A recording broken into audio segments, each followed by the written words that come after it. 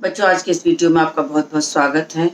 मैंने आपको गद्य का आखिरी पाठ कारतूस पढ़ा दिया है, जिसमें मैंने वजीर अली की कहानी को और छोटा सा नाटक है, नाटिका कह सकते हैं, कम समय में लेकिन बहुत ही अच्छी भाषा शैली में उन्होंने एक दिलेर सिपाही की कहानी को यहाँ दिखाया है कि जो अंग्रेजों से घृणा करता है और हिंदुस्तान को आज़ाद कराना चाहता है।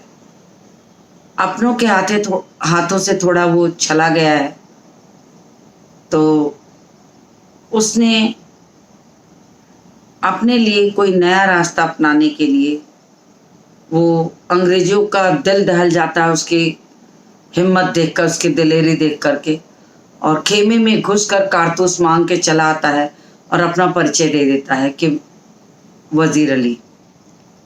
तो अंग्रेज़ों को ये लगने लगा था कि वो वजीर अली को पकड़ना इतना आसान नहीं है, नामुमकिन है, उनको लगता था।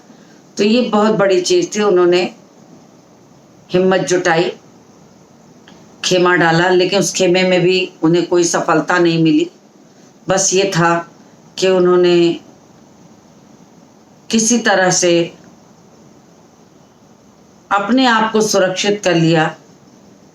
इसको संयोग कहिए कि उसने कारतूस दे दिया, और दो दिलेर सिपाही की तो हमें दाद देनी चाहिए कि उसने कैसे कई लोगों के बीच से घुस करके कारतूस मांगा और अपना परिचय दे के चला है। तो यही कहानी है कारतूस की। संक्षेप में कुछ शब्दों में मैंने आपको बता दिया। आज पाठ्य पुस्तक के प्रश्नों की बारी है, तो मैं पाठ्य पुस्तक के प्रश्न आपको करवाने चल रही हूँ। मौखिक और लिखित का क और ख है, काफ़ी प्रश्न हैं, तो मैं शुरू करती हूँ मौखिक प्रश्नों से। तो आप भी तैयार हो जाइए, मौखिक प्रश्न शुरू कर रही हूँ। तो कॉपी किताब के साथ आप भी तैयार होइए और लिखना शुरू करिए। प्रश्न आप अपनी पुस्तकों से उतारिए, मैं सिर्फ उत्तर लिख रही हूँ, और आपको समझने के लिए सारी चीज़ें मैं ऊपर लिख दूँ कि मौखिक का प्रश्न है, तो मैं मौखिक सबसे पहले लिख देती हूँ ताकि आपको कोई दिक्कत ना हो।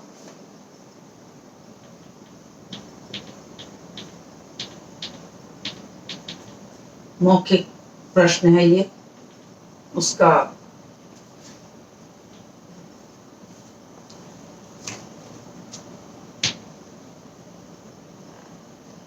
तो मौखिक प्रश्न का पहला प्रश्न है, उत्तर नंबर 1 डालती हूँ।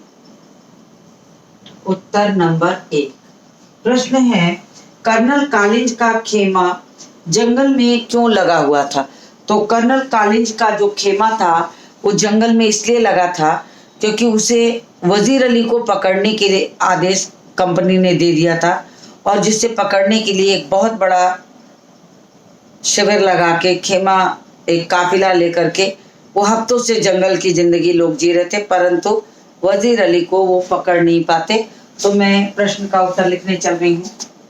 वजीर अली का कर्नल कॉलिंज का खेमा जंगल में क्यों लगा हुआ था? तो कर्नल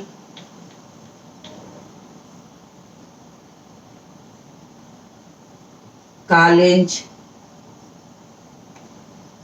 कर्नल कॉलिंज का खेमा जंगल कर्नल कॉलिंज का खेमा जंगल में कॉलिंज का खेमा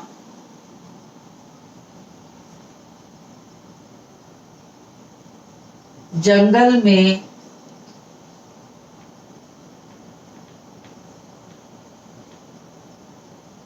इसलिए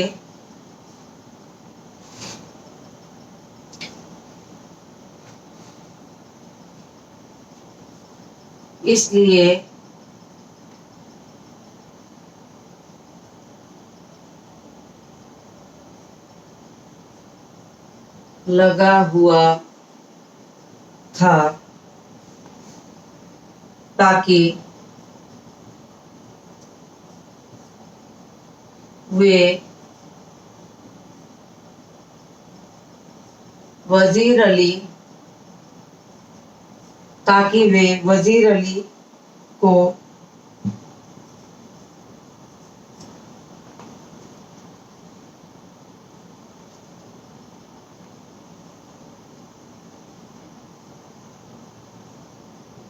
पकड़ सके,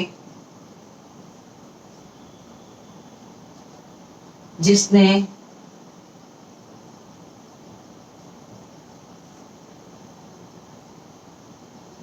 जिसने उनकी नाक में दम कर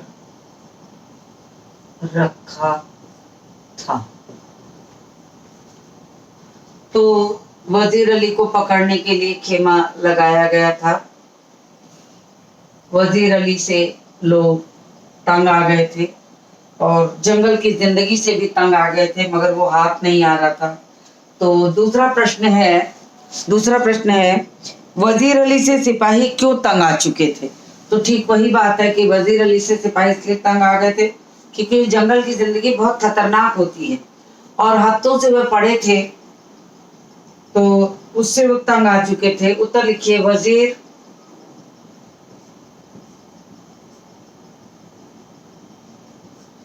वजीर अली से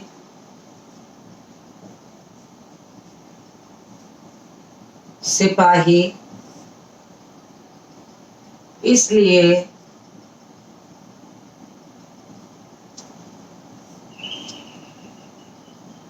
तंग आ चुके थे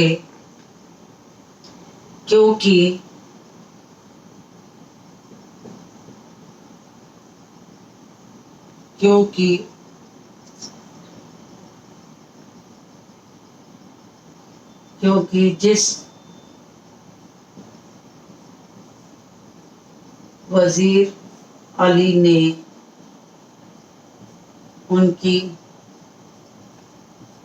नाक में दम कर रखा था और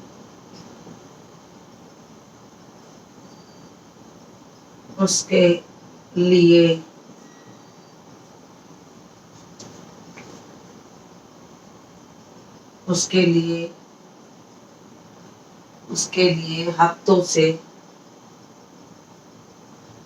लिए हफ्तों से जंगल में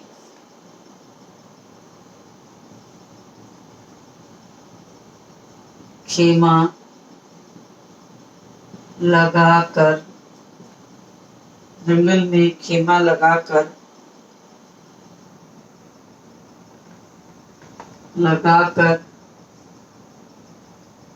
पड़े थे और उसका कहीं अता पता भी नहीं चल रहा था।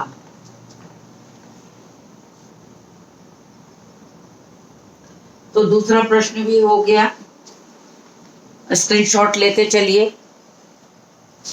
तीसरा प्रश्न है कि कर्नल ने सवार पर नजर रखने के लिए क्यों कहा। कर्नल ने सवार पर नजर रखने के लिए क्यों कहा। उन्हें लगा कि कोई गुप्तचर होगा, सहायक होगा जो आ रहा है उन्हें बताने के लिए, तो उन्होंने उस पर नजर रखने को कहा कि देखो वो कहाँ आ रहा और कहाँ जाता है, संभवतः हमारी मदद के लिए आ रहा, कोई नई सूचना देने आ रहा हो। तो बहुत सारी शंकाएं कर्नल को होती हैं, तो उन्होंने सवार पर नजर रखने की बात की।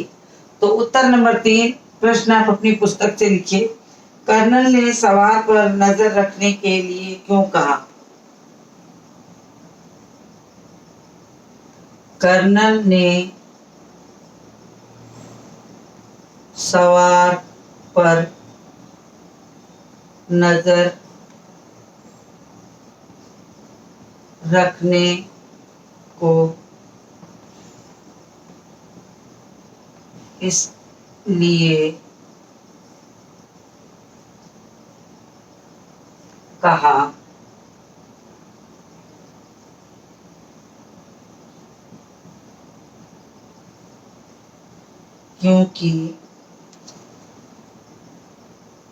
क्योंकि आने वाला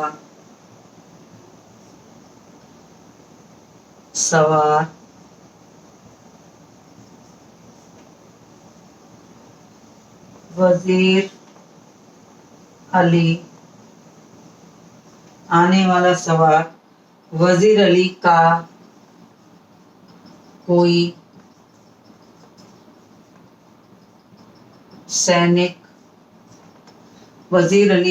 सैनिक या सहायक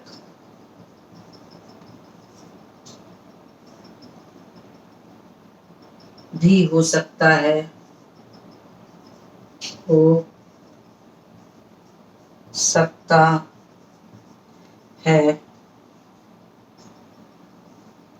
या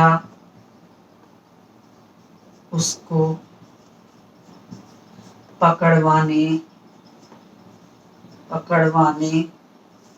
में हमारी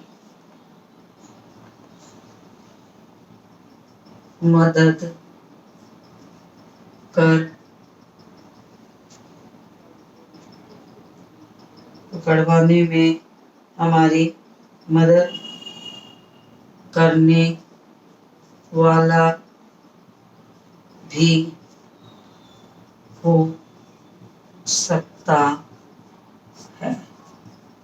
इस प्रश्न का उत्तर भी हो गया, तीसरे का भी। तो आप तीसरे प्रश्न का भी स्क्रीनशॉट ले लीजिए। मैं बिल्कुल किनारे हूं। उसके बाद मैं चौथा प्रश्न लिखूंगी। तो चौथा प्रश्न मैं पहले पढ़ देती हूँ। चौथा प्रश्न है, सवार ने क्यों कहा कि वजीर अली की गिरफ्तारी बहुत मुश्किल है?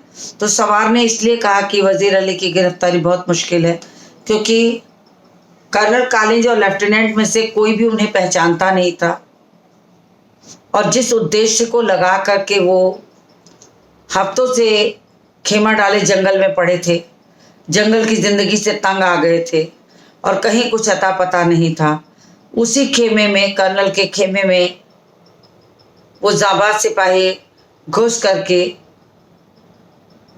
कारतूस लेकर चला आता है और उन्हें ये लगता है कि संभवतः वो कारतूस लेके वजीर अली को पकड़वाएगा। तो ये निश्चित है कि वो उसे पहचानते नहीं थे और इस कारण से उसका फायदा भी उठाया वजीर अली ने, और वजीर अली कारतूस लेकर वहां से निकला। तो उसने कहा कि उसको पकड़ना आसान नहीं है। ये धमकी भी देते हुए वो गया कि उसे पकड़ना इतना आसान नहीं है जितना आसान समझ रहे हैं। तो उसने ये चीज कही। तो उत्तर नंबर 4 का चलते हैं। मैंने संक्षेप में इसलिए थोड़ा चर्चा कर देते हैं कि ताकि आपको वो याद हो जाए। तो उत्तर नंबर 4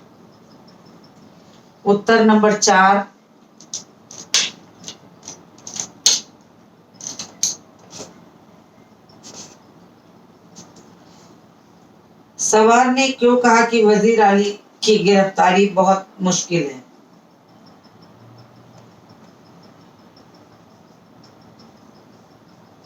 घोड़े पर आया सवार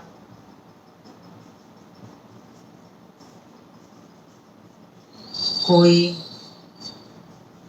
और नहीं बल्कि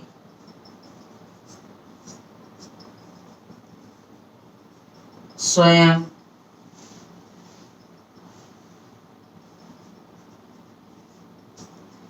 वजीर अली ही था,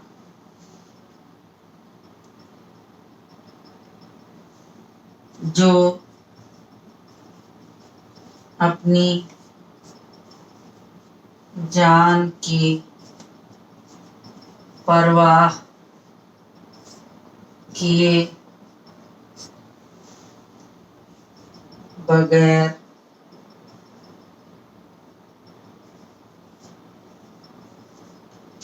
दुश्मन के खेमे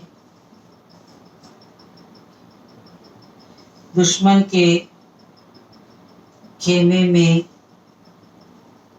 आ धमका।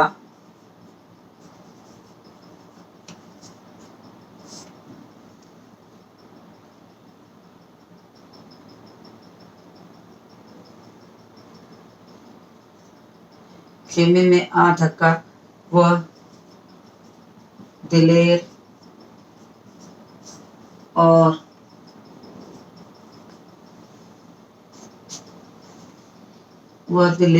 स्क्रीनशॉट लीजिए, तब मैं बाकी चीज ऊपर लिखूं। स्क्रीनशॉट ले लीजिए।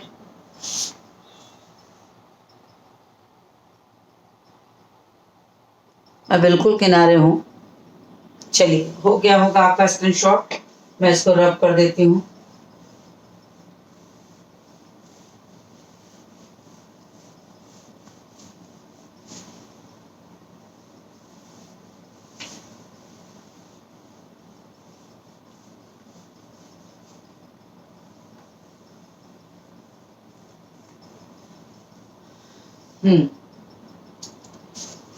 खेमे में आ धमका वह दिलेर और साहसी था। वह दिलेर और साहसी था। वह अपनी गिरफ्तारी से बचने के लिए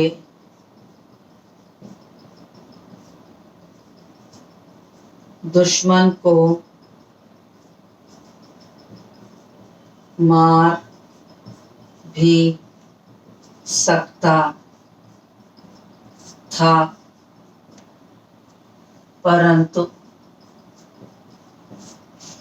उसने कहा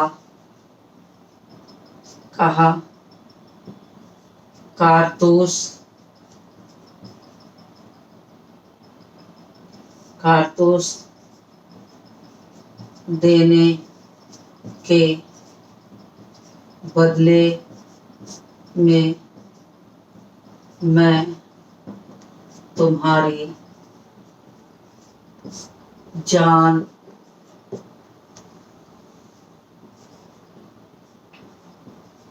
बख्शी करता हूँ, यानी मैं तुम्हारी जान छोड़ देता हूँ। तो ये किसी दिलेर का ही काम था, इसीलिए उसने जान लिया कि वजीर अली की गिरफ्तारी इतनी आसान और मुमकिन नहीं है। तो ये चीजें उन्होंने कही। तो मौखिक प्रश्न पूरे हो गए हैं। तो मैं इसको रब कर देती हूँ नीचे के हिस्से को। तब तक आप ऊपर की पंक्तियों को पूरा करिए।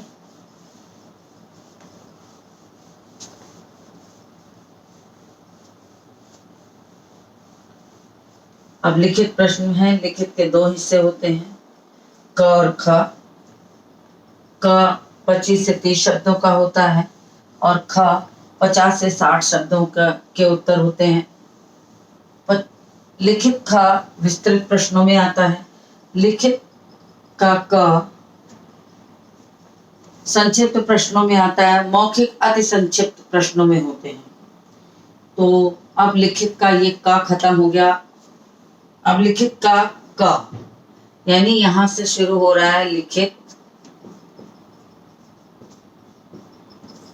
और क। तो मौखिक खत्म हो रहा है। मैं मौखिक बाद में मिटाऊंगी उतना। लिखित शुरू कर देती हूँ। तो लिखित का क पहला प्रश्न पहले मैं पढ़ती हूँ और फिर वजीर अली ने क्यों कहा।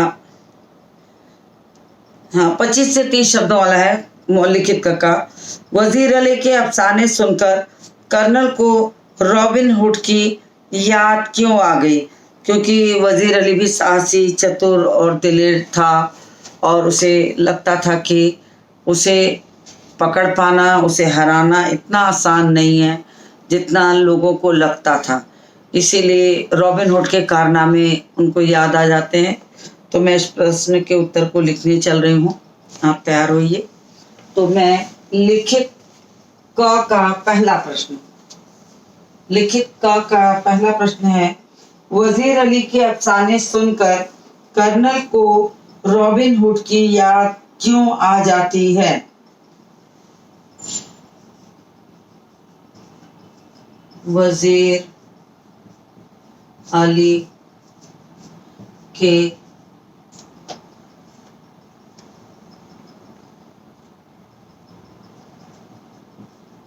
अफसाने, किससे कहानी? वजीर अली के अफसाने सुनकर, वजीर अली के अफसाने सुनकर कर्नल को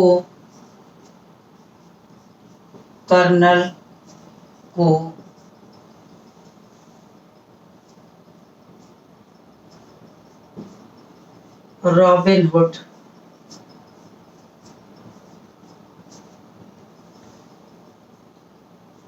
की याद इसलिए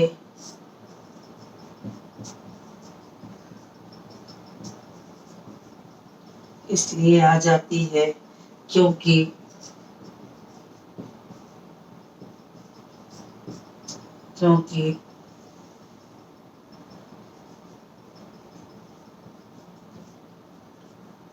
वजीर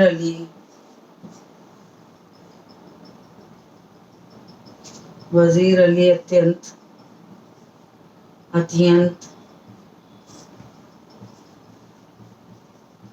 साहसी,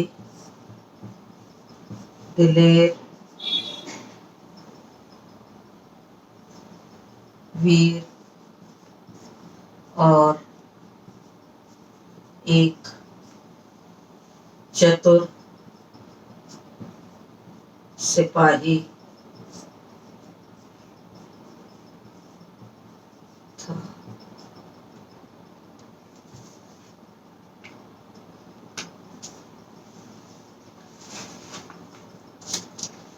वजीर अली अत्यंत साहसी, दिलेर, वीर और एक चतुर सिपाही था।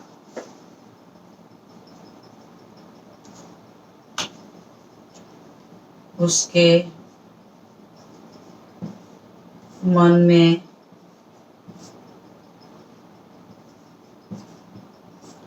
कंपनी शासन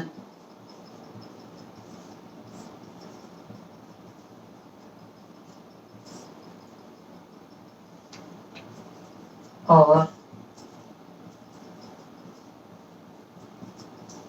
अंग्रेजों का भय नहीं था।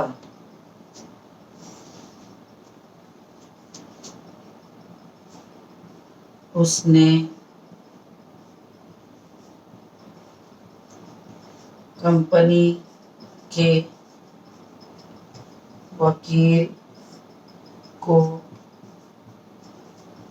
उसके ही घर में घुस कर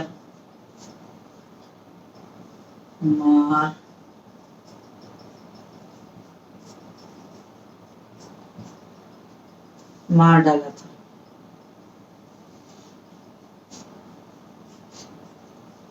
उसके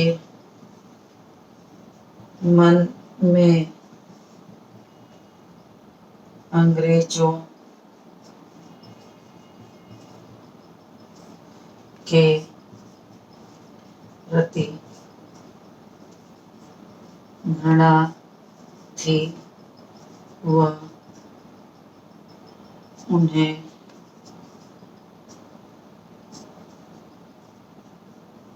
भगाना चाहता था।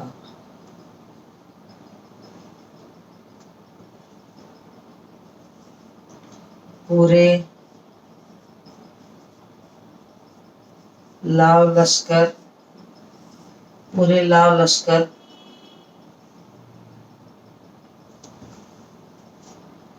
के साथ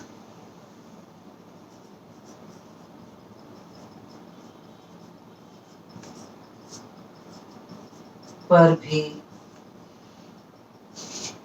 वह कर्नल, मुझे लग रहा है ऊपर लिखना पड़ेगा, तो मैं पहले वाला हिस्से को, पहले वाला जो इतना लिखा हुआ मौखिक के प्रश्न का आखिरी वाला, उसको मैं रब कर दे रही हूँ, क्योंकि इसका आप स्क्रीन भी शॉट ले चुके होंगे और अगर लिख रहे होंगे तो लिख भी चुके होंगे इतनी देर में।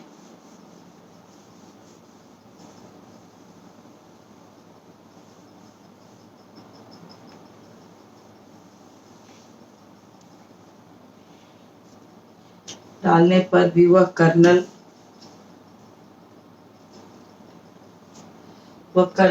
के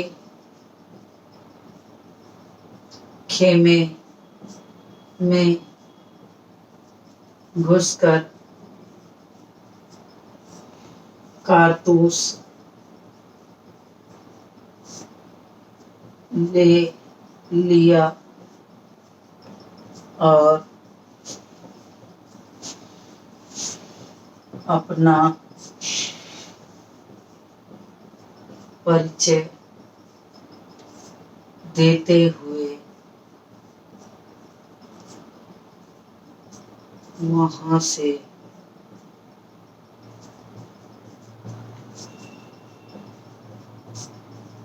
चला गया। ये प्रश्न हो गया कि कर्नल को वजीर अली के अफसाने से रॉबिन हुड की याद क्यों आ गई, तो मैंने लिख दिया इसको, आप इसको स्क्रीनशॉट ले लीजिए, स्क्रीनशॉट लीजिए तो फिर मैं आगे बढ़ूं। चलिए स्क्रीनशॉट भी ले, मैं बिल्कुल किनारे हूं। चलिए हो गया होगा आपका भी, तो मैं इसको रब करती हूँ।